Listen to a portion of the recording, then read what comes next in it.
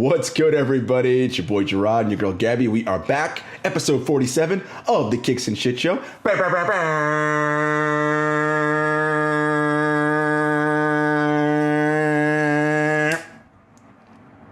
Like that? That's like the most animated one yet. I mean, I think at the end of the year we need to do a compilation, but like an auto tune, you know, and it was like hide your kids, hide your wives, and there was like a remix of that. I think we need like the motherfucking remix of you doing the trumpets and then ending it with our favorite Cypher sounds. Don't get gassed. We gonna find you. Yeah, I'm gonna put all the cool social media memes and things from of the last 30 years. If we do a compilation of all the horns, no one's gonna be looking. Respectfully. Anyway, how are you? What's going on in those streets? Oh, Jarod. You're working hard over there. You are. Wait, are you allowed to tell the world like what you do for a living, or are you still kind of like, nah, I'm not really trying to put that out there? So, you know, I'm not trying to like put myself on blast like that. Okay, you know, your girl's got to maintain a little bit of secrecy. Okay. You know, I was made for the streets, and what do they say? Snitches get stitches. So snitches do get stitches, and you know, I don't know what happens at my job now that I'm part of this corporate life. But they also say real. You know what else they say? Real G's move in silence. That's what they also say. I mean, you know, I'm a real G.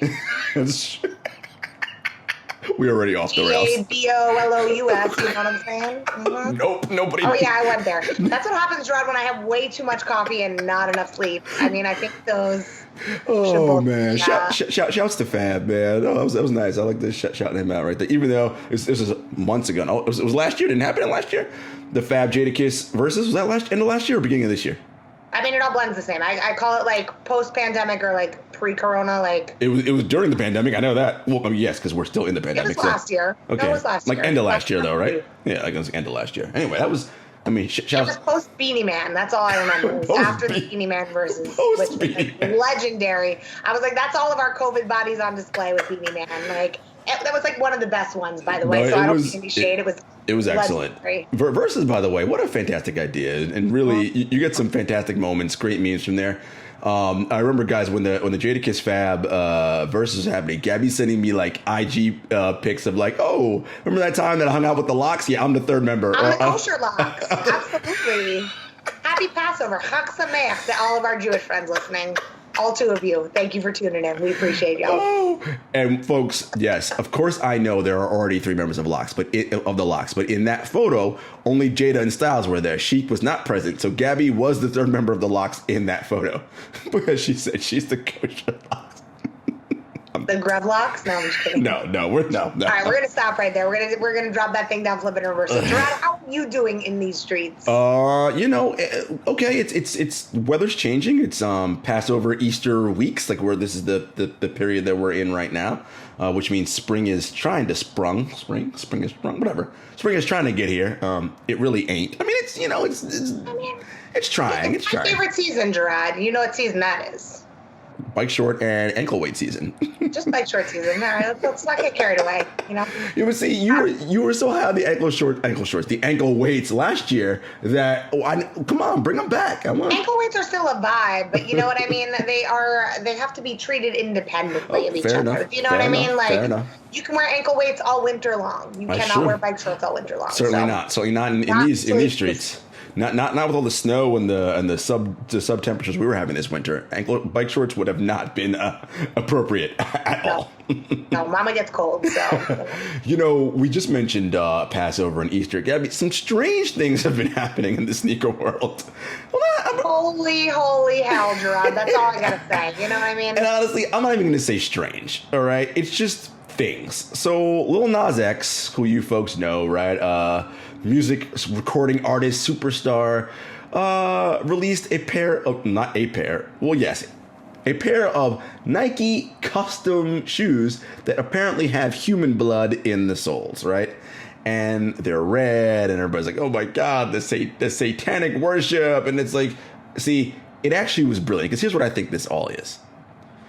Timing the release to happen now during Holy Week is perfect, because he knows all the religious right-wing nuts are going to go crazy when they see this. What's that going to do? Generate interest, right? It's brilliant. It's just, come on, folks. Do you not see when the okie doke is being pulled right in front of you? Like, they're just doing it. It's happening. And now the whole world's in an uproar and things are going crazy. Nike's got to distance itself. They just sued the company that Nas X is working with to be like, we have nothing to do with these shoes. And it's true. Nike, these aren't a Nike release at all. No, I know. I love that you bring it into like the right wing sphere. I think this is like most of the wings, except for like the crazy people. Like, these is bloody shoes, y'all. Like, to quote the great poet Cardi B, okay? Hugh, drop that in right there. Drop in the beat, okay? These is red bottoms. These is bloody shoes. I just like, the thing that's so fascinating about this one, right, is like, people are up in arms. There's been like quote unquote bloody shoes, you know, like the Freddy Krueger dunks, like other pairs out there that have like taken a nod to this. But I think it's so funny because it is like Holy Week, to your point, Jarod. That's part of it. But the fact that Nike went to issue a statement, that's the piece for me that I find the most fascinating, because I've had friends send me this because the custom aesthetic of these shoes isn't that wild. I mean, minus the blood. Yeah, but, of course. You know, but for the most part, like a lot of customs, you can tell that they're custom. So Nike doesn't necessarily feel like they need to issue a statement, whether they're offensive or otherwise. But the fact that these kind of look like the undefeated 97s, they might be. I mean, they might have been custom for that, you know. And that there's nothing crazy with the actual design, but it's the messaging. That's what I think is so fascinating about, from a brand perspective, Nike getting involved, because the average person who doesn't necessarily know how big the custom game is, I had a few of those friends send pictures of these sneakers to me being like, what do you think? Like, I can't believe Nike's behind this. And you're like, no, Nike's not behind it. Right. Like, this is another custom shoe. Like, I don't think twice about it. You don't think twice about it. It's just very fascinating that that's the direction that this has gone. Not that, like, the Pope is on his way or an exorcism of some person. Exorcise them demons, you know what I mean, around these kicks. So. Oh, man. It's interesting because I've been seeing a little bit of the stuff that Lil Nas X has been posting. And, you know, the things that have been done in the world in the name of religion have been quite abhorrent over the history of time, right? Like, people fight wars, murder people, and do all sorts of horrendous things, all behind religion, right? I mean, this isn't, I'm not breaking news. This is history. Look it up, right? And I think it's so interesting that Lil Nas X is, in so many points, he's like, because he's getting a lot of negative messaging on social media, again, from those who are right-wing and those who are what they consider themselves Christian and, you know, God-worshiping and very religious. And it's like, yo, aren't religions all about like love and tolerance and like, at least that's the message you say, right? When you're talking to people. But the things you say to this dude, like, those don't seem very loving or tolerant or include. They don't sound like that at all. They sound very anti that, right? The complete opposite, which is what I find so funny about organized religion. This is not a podcast about organized religion. I just think it's funny, the mixed messaging, right? It's like, yo, like, if God is this like all loving, whatever, what's this stuff then? Like, why are we going nuts on this side? Well, I think that's why it's such a weird dichotomy, right? It's like these sneakers say to like Satan, "Can you kick it?" Yes, he can. You know what I mean? It just like doesn't make sense to me on so many levels. But that's why it's so great. Like, you know, if like American Horror Story did a Nike collab that looked literally exactly the same, because they've had similar logos on some of their shows. Great show, by the way. You know, it's wonderful. Back soon. I don't think people would be up in arms. No. I think the blood piece, first of all, I have so many questions about this that, you know, we would need a separate show. I mean, I feel like we say this every week, but whose blood is it? Is it human blood? So apparently the designers who worked on it from the company that's being sued by Nike, they each of them like pricked their hand, and it's from those people. Blood brothers? Yeah, let me tell you, Jarod. I go to the doctor to get my physical once a year, and let me tell you, no finger prick is filling up blood for 666 pairs of shoes, my friend. I agree. That's like a human sacrifice kind of shit. So I don't know. You need to get like a legitimate, a nurse or phlebotomist there to actually drain some test tube vials of blood, right? Like that's how that would work, I would guess, if you wanted to fill up. Even still, I'm a hard stick. My veins are scared, so I don't think I think I'd have to bleed out to be able to fulfill like 100 of those shoes. We have taken such a dark turn talking about this. Yeah, welcome to the Kicks and Shit Show, guys. It's a family show. Yeah, right. Real, but it's all just funny to me, and like again, it's just people don't see when like the game is being like done right in front of them, right? It's like, but that's where we are right now, because that's how society works. Something happens, immediate reaction, and then right, and it feeds the endless loop cycle. This is the game, right? And it's like, people, you don't have to play in the game if you don't want to, right? It's like, it's not a big deal. It's some shoes. No, I agree. The one thing that I do think is really interesting, like the more and more I think about it, and like I've read the articles, you and I have talked about this offline. I just think it's so funny because they're in a world of so many collabs that like barely get the time of day. Mm-hmm. It's just fascinating, like from a PR standpoint, like who produced this? Kris Jenner? Like it's fucking brilliant. Like everybody is talking about it. Yes. Like is Lil Nas even that relevant right now? Do you know what I mean? Like I got the horses in the back that are, I don't even know what they're doing back there, but you know. No, it's very interesting for so many reasons to me. You know, I love the PR swirl around it.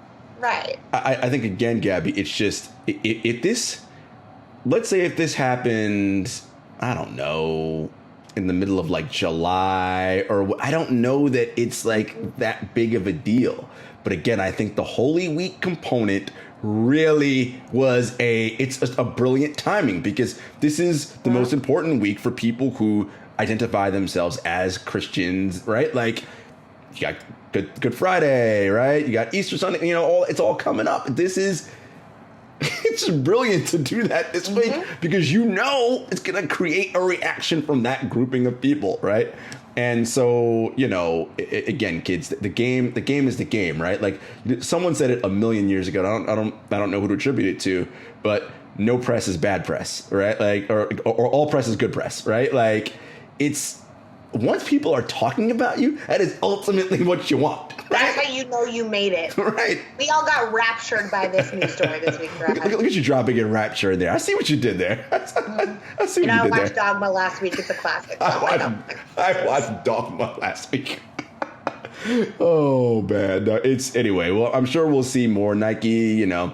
And I think Nike, for their part, honestly, Gabby, it was the pressure from, again, the religious right and the fear that, oh, what if they boycott? But like we talk about all the time, Nike, I mean, look, if y'all can weather like terrible manufacturing stories about conditions in like, you know, Asia, and like, I think you'll be all right. Like, I think you'll be fine. Like I really do. Was West Coast Joe like behind the scenes making this one? Is that what's happening here? Yeah, he's because I mean, Nike's had a tough year with some press, so.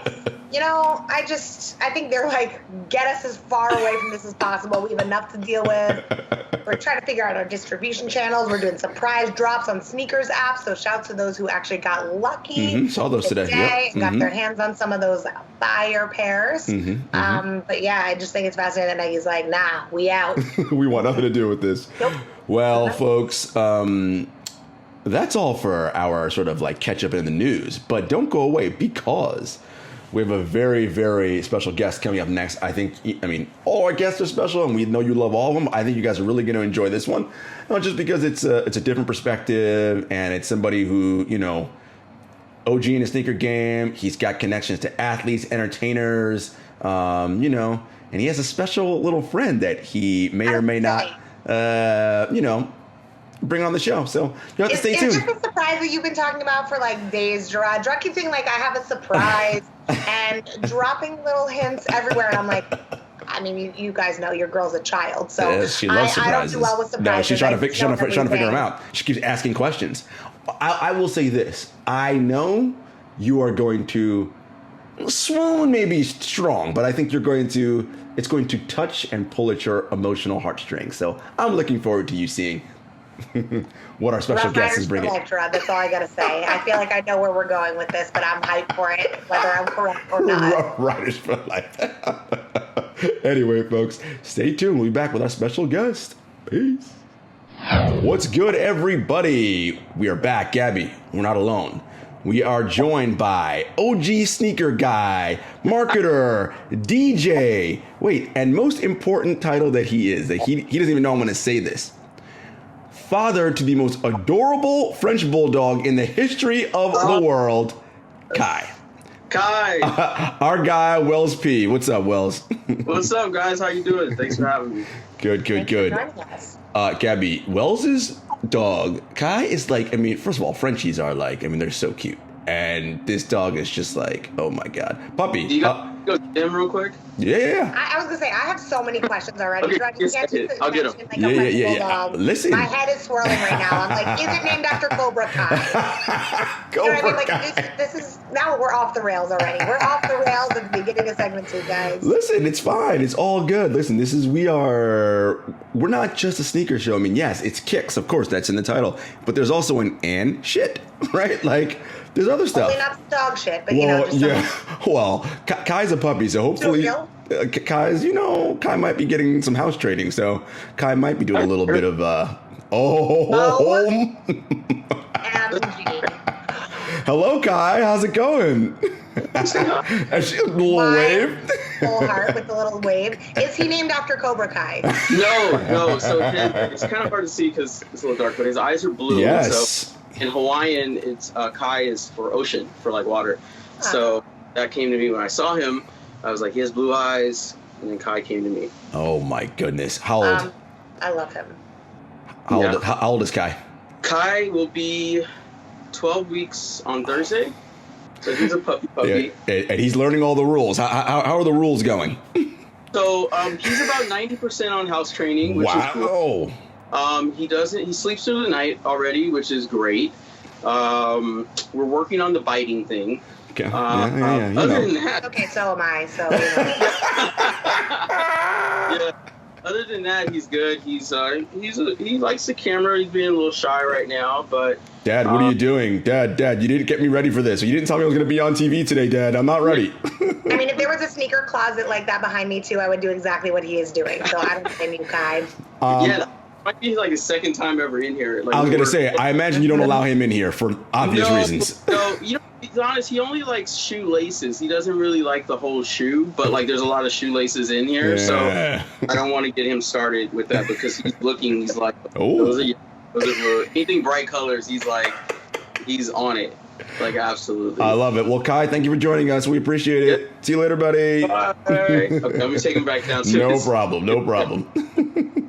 I mean, I'm obsessed. Well, look, that is our first four-legged guest on the show. Now, I'm sure Hazel has been in the background before, but Hazel's not a guest. She is kind of like... Hazel is not about the celebrity life. No. I don't want to be on camera. Exactly. She's just like, please, don't, no pictures, please. Doing her best Kardashian. I don't no know pictures. what my human is doing over there. Right.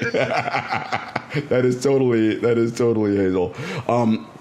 No, but I saw the pictures of Kai on Wells' Instagram, and I was like, oh, Kai has got to be on this show. I was like, I mean... He was excited. He got a treat out of that because he was good, so... Nice. I mean, that was a treat for me, so highlight of my day.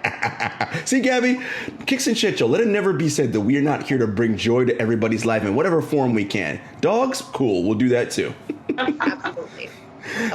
So Wells, man, we want to start from the beginning with you. Obviously, everyone can see the fantastic shoe closet behind you, and that's only showing, I'm sure, a limited amount of your pairs. Where did it all begin? When did you fall in love with sneakers?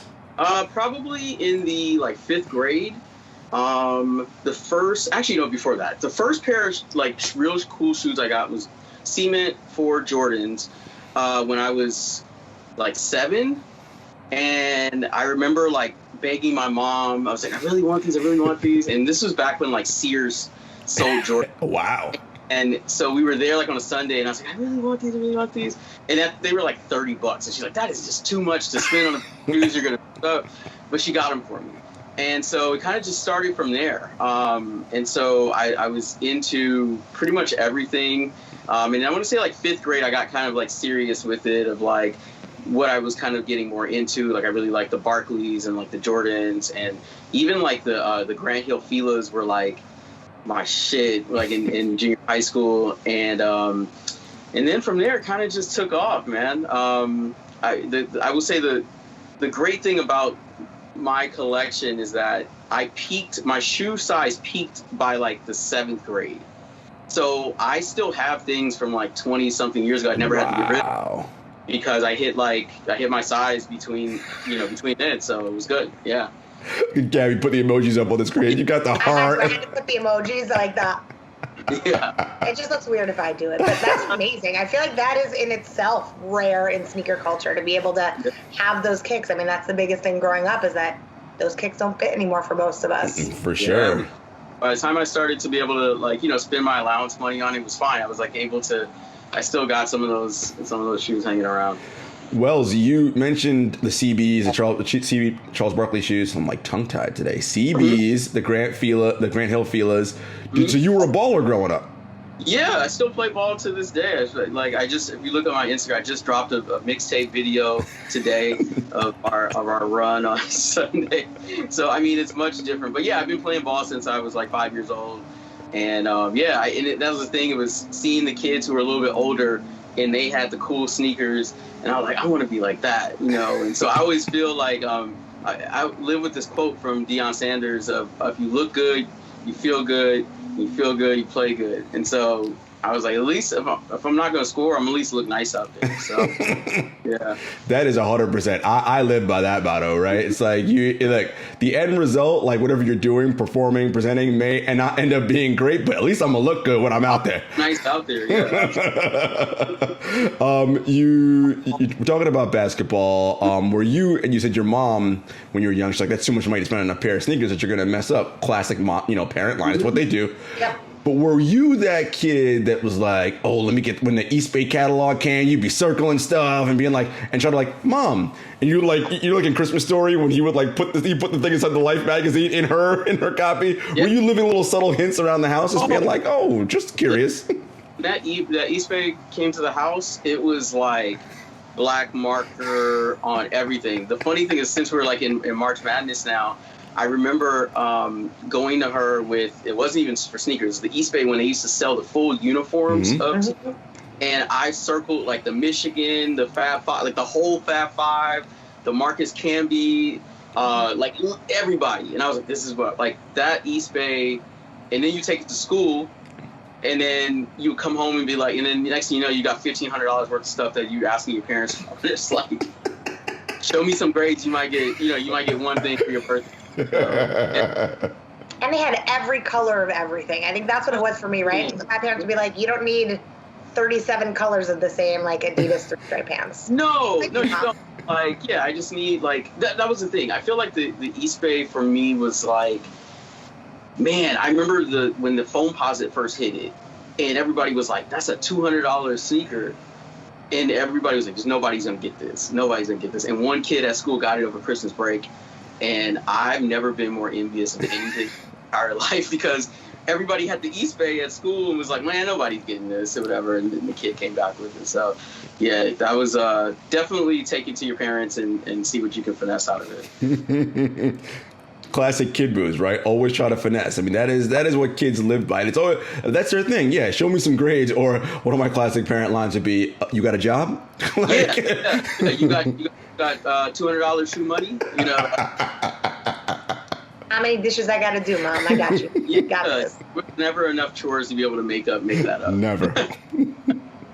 No, it's true. And I think sneaker culture has come so far from there, and I keep ogling the collection that you have behind you from some of the newer pairs, the olders. I see a little some Yeezys, some Nike Yeezys back there.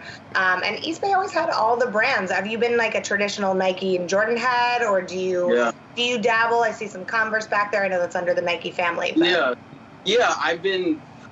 Whole room, to be honest, is all Nikes. Yeah, but yeah, I've been a Nike loyalist for the better part of my life. A couple of things sprinkled in here and there, but for the most part, yeah, all Nike stuff. So you mentioned Nike loyalists. I have to ask you, how have you felt just in general about sneakers and the sneakers app, right? And some of the botched releases that have happened, notably, of course, the Trophy Room ones earlier this year.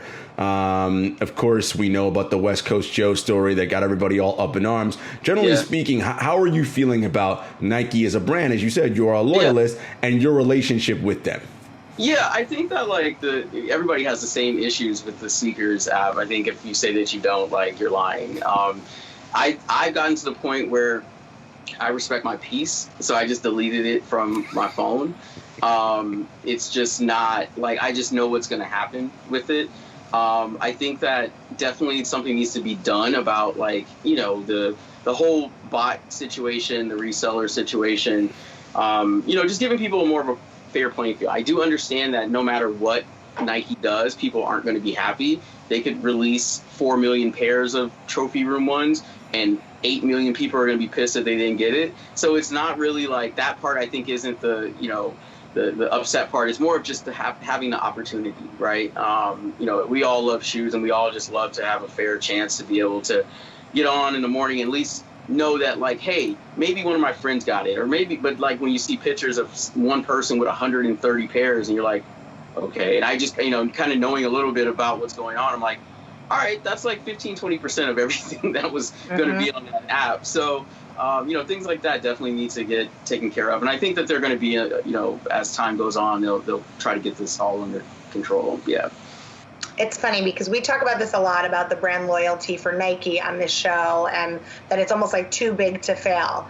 I was on a very interesting Clubhouse room around the West Coast Joe scandal of 2021, and I think the founder of K-Swiss was one of the speakers, and he was like, this would never happen for us. Like, people would be gone. What is it about Nike that, even though the experience is what it is, you know, I mean, you see around me, I'm surrounded by Nike boxes as well. What keeps you coming back?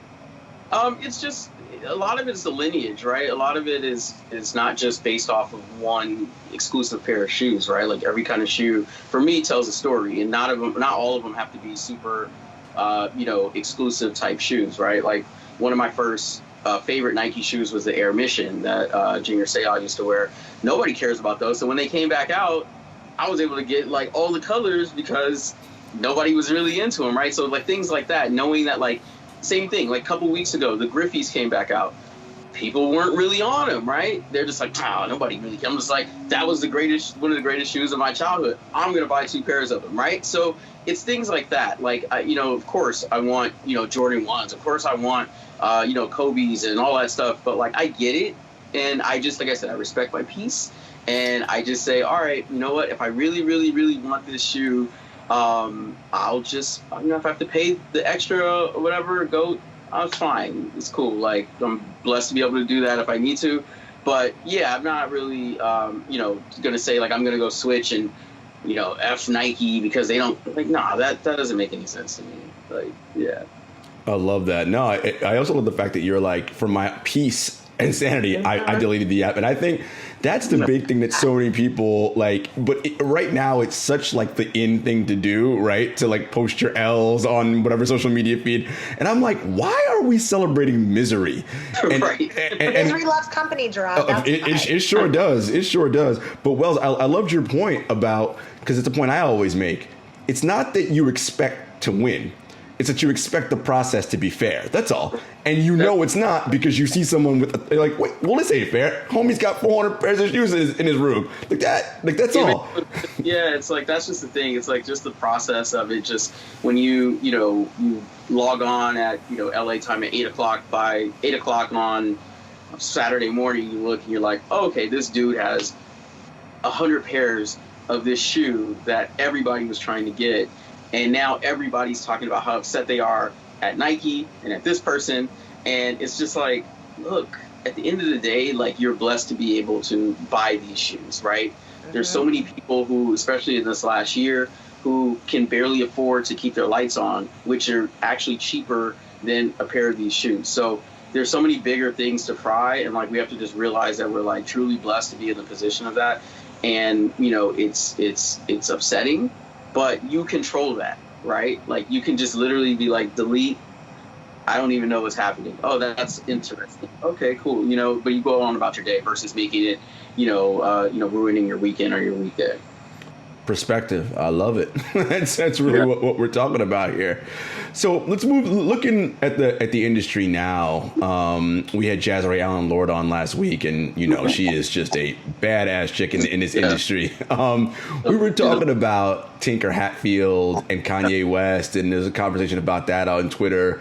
I'm curious, like, as we move forward, do you think Nike's still going to have the same cultural relevancy that it has now 30, 40, 50 years from now? Or will, like, Yeezy and his whole line with Adidas, or even what Jerry Lorenzo is doing with Fear of God, like, will that sort of, like, supersede or potentially take some of that shine away? I don't think so. I think Nike has a stamp on every kind of category, right? Like, I think that if you take away if you take away one thing, there's 10 other things that can step into the place for the brand. I think that it shows that. I think that you see Nike still being able to, retro and re-retro shoes, and people are still on them. Whereas like other brands, they're doing it, but it's not at the same type of level. You don't get the same type of fanfare when it comes to it. But I think that, I think what Jerry's doing is absolutely amazing. I think the jump that he made will totally bring that brand skyrocket it up, especially into the basketball space where they definitely need the help. And bringing over Jason Maiden too, like I think that's going to be like huge for them. But I think that there's space for everybody, right? Like I think that like the kids today have carved a niche out for all of these other different brands, and they've figured out like Yeezy is here to stay, right? Whatever he decides to do, he could just rerun these shoes for the next 20 years, and it'll be totally just like kind of a Jordan effect, right? But on the other hand, Nike can re-release, can just go back to the catalog and just pick a year and then just kill everything, right? If they say like, all right, we're going to go back to 1998, and you're like, well, they've taken over the whole year, right? Or if they decide, oh, we're going to go back and re-release starting the LeBron and Kobe 1, we're going to just release all the colors again. We're going to re-release the pennies, the garnets, things that people still want to this day. A lot of the other brands don't have that, right? Like there's not a signature shoe that you can say, okay, if such and such releases this, people are going to go and camp outside or be mad at the app or something like that. I think to that point, though, like a lot of those signature shoes growing up of those players, they don't exist anymore, right? Like the Starbury and whatnot. What was your favorite shoe that is not Nike that you wish could be brought back? I was gonna say the Fila Grand Hill came back a couple years ago. I would say that is not a Nike. I would probably go with what did I used to wear? Oh man, that's such a good question. You know what? I would probably go with the original Grant Hill Fila, not the ones with the patent leather on the outside, but sole with the big Fila on the heel. Like those would be cool. Like those would be cool to do. I was gonna say the Shaq pumps, but those came back out, I believe. Like they did just come back out, yeah. So I snagged a pair of those. Those were like one of my favorite shoes as a kid growing up. So probably those, probably the Grand Hill Filas. What about the Pat Ewings? Anybody want to rock them Ewings? You know what? Still get those Ewings. I had a pair of Ewings. Funny, I had a pair of Ewings, but like they look so funny on me because they're bulky as hell. Yeah. Very Like, bulky. they're built for Patrick Ewing, right? Like I'm not a Patrick Ewing built type dude, so I look crazy. In those, but I had a pair as a kid. I definitely had a pair as a kid. That's probably why they look so good on me. You are not building Patrick. Stop the madness. But you said something interesting about Nike gets to decide, oh, I'm just going to re-release this year or do whatever.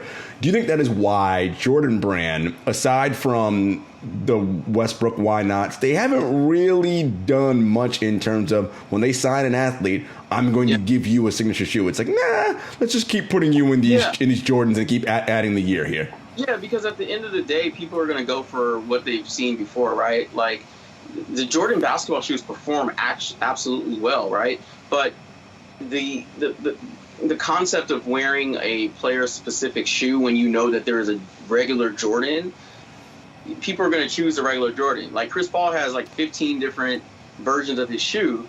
He's like the only person you ever see wear them, right? Because people are like, I'd rather just wear retros, or I'd rather just wear, a team color edition of this shoe. I think that the Westbrook shoe is like very out of the box, just like him, and it plays really well. But it's like, you know, people still want to look nice on the court, right? And like, you know, they're like, if I can wear something cool, it's fine. But you see like actual hoopers. What team was it last night? I think Houston. Houston. They were wearing, a lot of them were wearing the Westbrook. So I think it's more of a team shoe, you know, team shoe concept, where maybe if you're like forced to wear it or something like that. That makes sense, though. I mean, some of the shoes that the guys wear on the court, like, I don't know how they ball in. Like, I couldn't play in a pair of threes. They look great, but I couldn't play in a pair of threes. Yeah. So for me, I always wonder, because we talk a lot about function versus fashion on this show, and, you know, I'm somebody who likes a KD because I like some of the colorways, but even that is not necessarily considered a fashion shoe in the way that Jordan is, with especially some of the earlier retros. So, what do you think the hardest sneaker is to play in from all of those original retros? From originals? Oh, yeah, I would probably agree with between the threes and the ones. Like, I don't know how Cat played. They're so flat. Like, they're so flat, and, like, you just feel like there's no, no. I tried to play in threes before, couldn't do it. Tried to play in ones, like, I ran up the court one time, I was like, these are coming off. And I think I think it's just the leather is like, you know, it's kind of thick. And I like stuff that like I can move around in. I like low top sneakers to hoop in anyway. But yeah, threes are tough. My feet were aching after that. It is interesting though, right? Because like with so many shoes, it's like with the KDs, right? There are certain lines of those that I'm like, ooh, I like those. Like the 9s I like a lot, right? But it's like not every one. Like a lot of the later pairs now, I'm kind of like, meh. Not really into them. You know, I love those PEs, the Scrooge McDucks. Those, I like those. You're obsessed. Got to get my man Chad on that, because I mean, you know, I don't know how I'm gonna ever find those. They probably only one his pair and maybe one other one. Exactly, another laid.com. So we talked about obviously your love for shoes, but you're also a DJ, and music. Basketball, I mean, they literally seem like they just belong together, right? Like peanut butter and jelly in a sandwich. So talk to me a little bit about your music love and how you incorporate sneakers into that. Do you rock sneakers when you're DJing? Like, is it the whole... Talk to us about a little bit about that. Yeah, man. I mean, music is life. I've been into music about the same amount of time I've been in the sneakers. Like, I've always been obsessed with just music and beats and, like, just good vibes and stuff like that. It intersects with sneakers a lot. Like, I have gotten to DJ for Michael Jordan and Kobe and Chris Paul and Michael B. Jordan, like all those guys who are like, you know, into sneakers and stuff. And I always wear like, you know, my flyest stuff whenever I get a chance to DJ for them. But yeah, it's a beautiful cross culture of it, because you always hear, like, I always listen for like sneaker lines in the songs, you know, and like I've had times where like I've done stuff for athletes and like been able to incorporate their name. Like I hear their name in a song and be able to spin it there, and they look up like, oh, okay. You know, so things like that. It's a you know, I love DJing. I've been DJing since I was a kid, and you know, it's one of my, outside of playing basketball, it's like one of my biggest passions, man. What has been the dopest like run on a DJ set you've done? Because that's the thing I always love, right? Is like when, because you know, everybody's been to a party or whatever, and the DJ just goes on this like 10-song run, and you're like, yo, dude's on fire right now. Yeah. Oh man, the craziest run was probably, there's two. One recently was All-Star Weekend when it was here in LA. I DJ'd the All-Star after party for Nike. And it was like, you know, all the players and everything like that. And I remember between like 1 and 1:30, that shit was like, it was a highlight of Hollywood. That shit was like, I looked up. It was funny that I was in the zone. And then I just looked up, and I'm like, the building was like moving.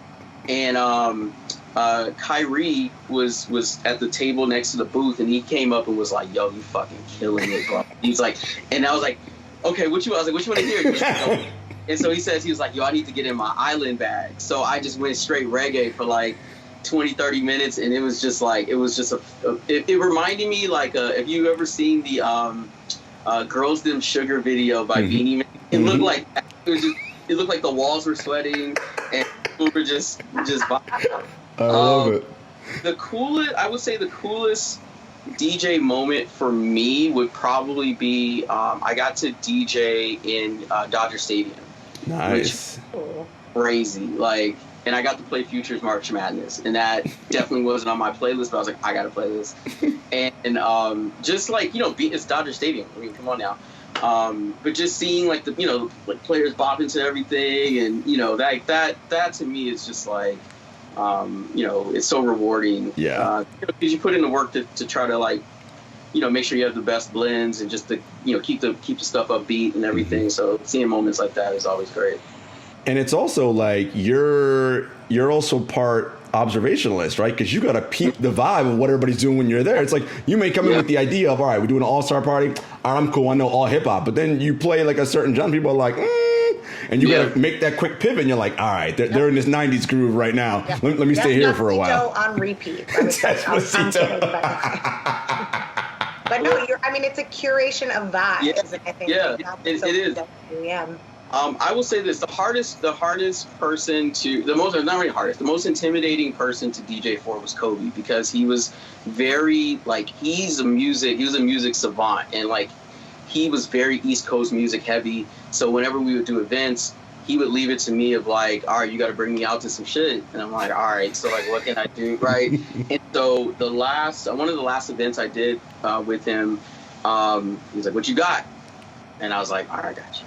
And so when he was announced, I dropped Drake trophies, and the place went ballistic. And I was like, okay, that's the one. And so, yeah, because it's like, you don't want to mess it. You don't want to play something whack. No. And, like, give something whack for the Mamba. Nah. Nah, you got to be like Mamba out. or you get that death stare that you never want to see. Like, I don't know about that. I mean, that's I can hear it now. Right? It's just I knew it was coming. I was going to do like a dramatic. No, because it. I mean, first of all, as you know, though, right? Like trumpets and horns they're regal, right? Because that's like from historical times. That's when they would announce kings and queens and all that. So it kind of works. So it's pretty dope. So I imagine as a kid growing up in LA, Kobe meant so much to you.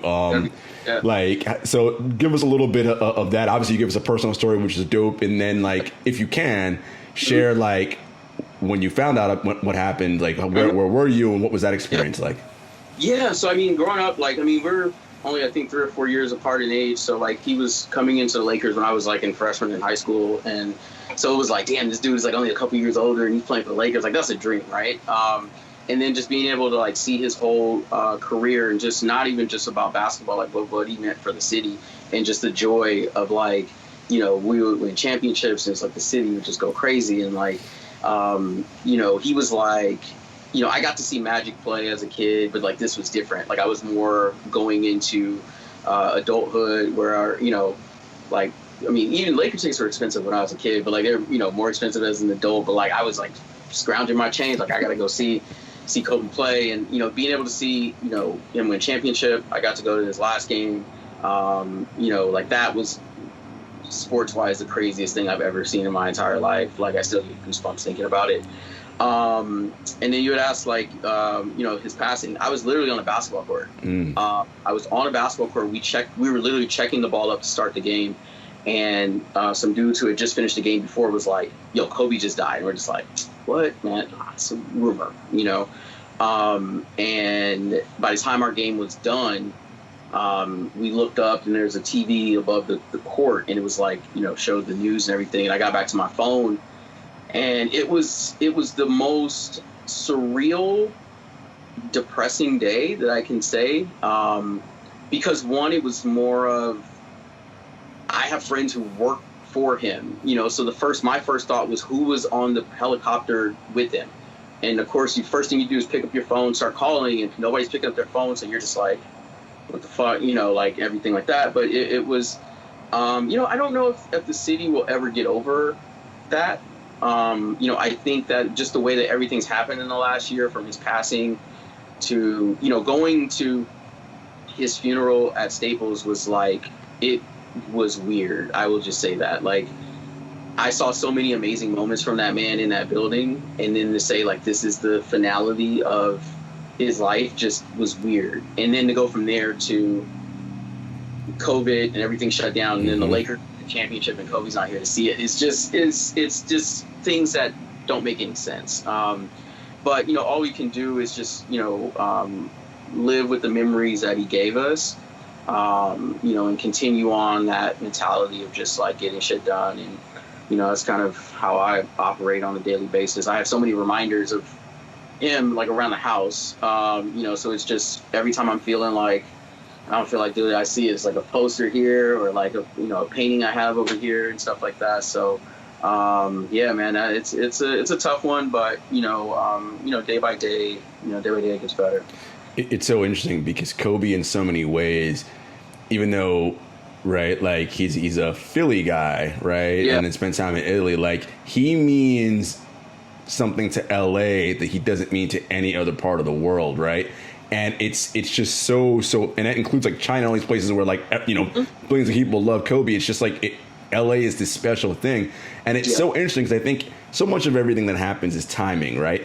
It's the age at which he became who he is, right? And with the internet and social media, it's like all these forces, right? Everyone knows the Kobe meme, bowling up a piece of paper, throwing it at the trash can, and right? It's just all those things, like then sort of like enhance the myth and the legend, right? Like, so like 50 years from now or 100 years from now, we won't be here. I can only imagine what kind of stories people are going to tell, right? Like it's going to be like this, it's like, what? It's going to make him sound like he's, some like huge giant, like towered among mere mortals. He was larger than life, I mean, on and off the court.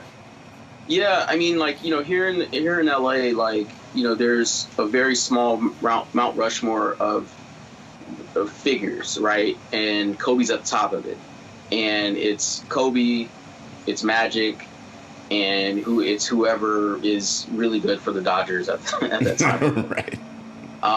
But Kobe, what Kobe meant to this city, went way past basketball. He was able to unite this city that is such a divided city, right? And one person was able to singularly bring it together. Whenever the Lakers were playing or whenever the Lakers were winning, or it's like everybody came together. Those parades are just, I mean, I can't even put it into words how amazing it is to see the mix of everybody in the city. Because like I tell people who aren't from here, like LA is such a huge city that it's pretty much separated by like people who never come, they never come west of here or north of here or south of here. But, when Kobe was on, everybody came together, and it felt like his last game. It felt like we won a championship, but it was like the Lakers' 17th win of the season. But it was like everyone was outside in the streets dancing around. Like, it was, not many people can do that. Right? Yeah. That was a very interesting Sports Day NBA because that was the same day that Warriors were going for win number 73, and I happened to be living in the Bay Area at the time. So it was such an interesting dynamic because I wasn't in LA, but I was like, I know what the vibe is in LA right now. But it was this weird thing of like Warriors, and that was happening here. So Bay Area was very Warriors, but like there were still pockets of like, yo, but look what Kobe is. It was such a bizarre day. Like that's a day I'd love to just like go back and just like replay in my mind. Like, what did I do that day? Because it was crazy. Yeah. I mean, it was, I think I have it on my Instagram. The last 5 minutes or so of the fourth quarter, when he started going crazy, I was luckily where my seats were, there was a ledge. And what I did was I put my camera and just put it on record.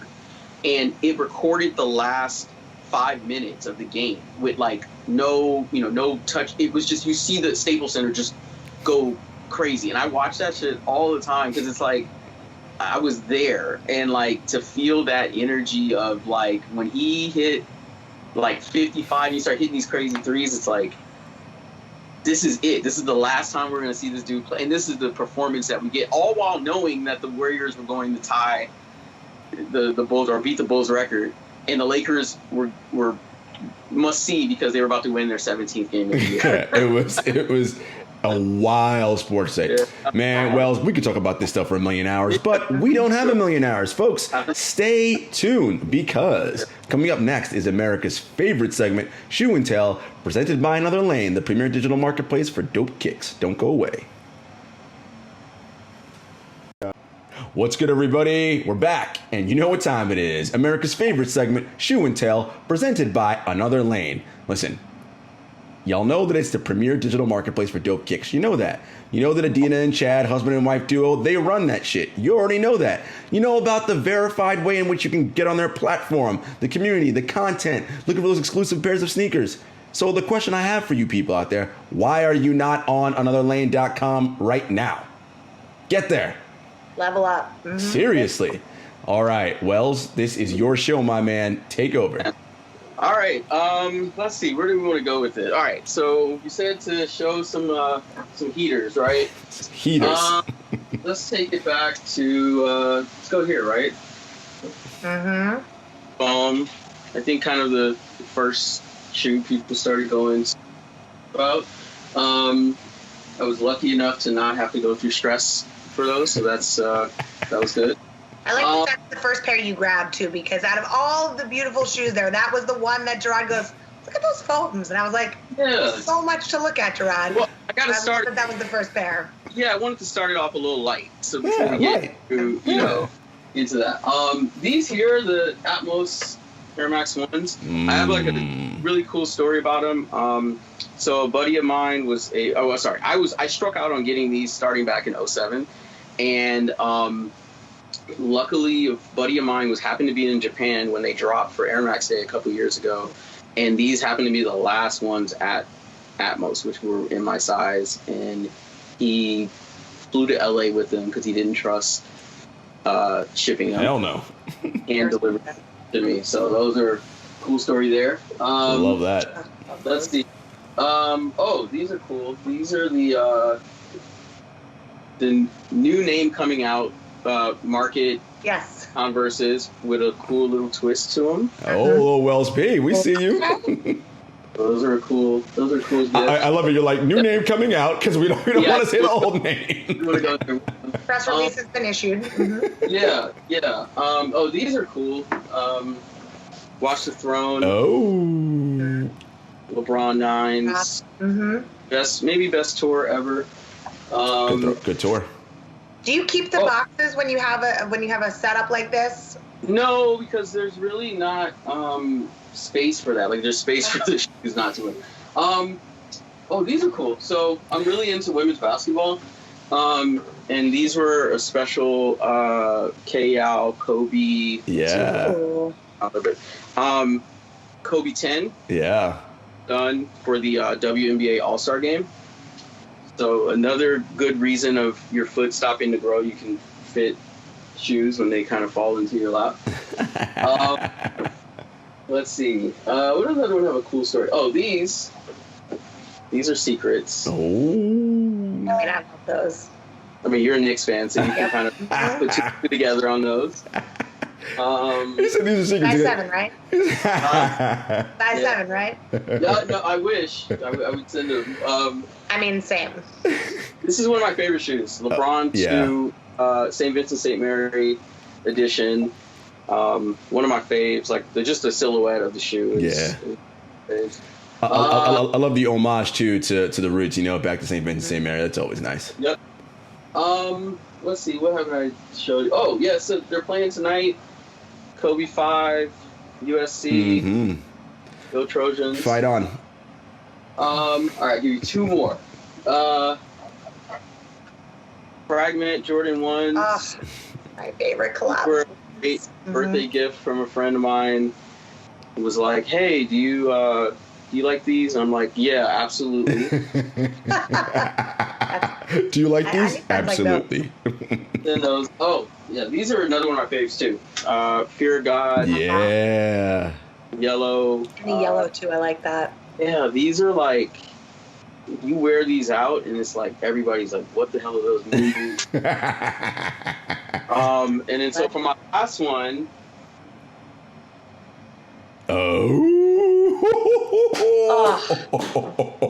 You got that money, okay. Listen. Wells ain't no joke. See, the Lows, you know me, Gabs. It's the Lows. That's what I'd rock. There's a Lows. I think John's having a hot flash over there. I'm glad you guys said that. I like the Lows way better. Like, I saw them, I was like, I think I'll get the Lows. I think the Lows are more, they have more personality than the Highs. I feel like the Highs look like the, there was like a laser one that kind of looked like But yeah, so these are my kids. Fun. Wait, time out. No, actually, hold on. He's got more. He's got more. I have the. Right now, I'm excited.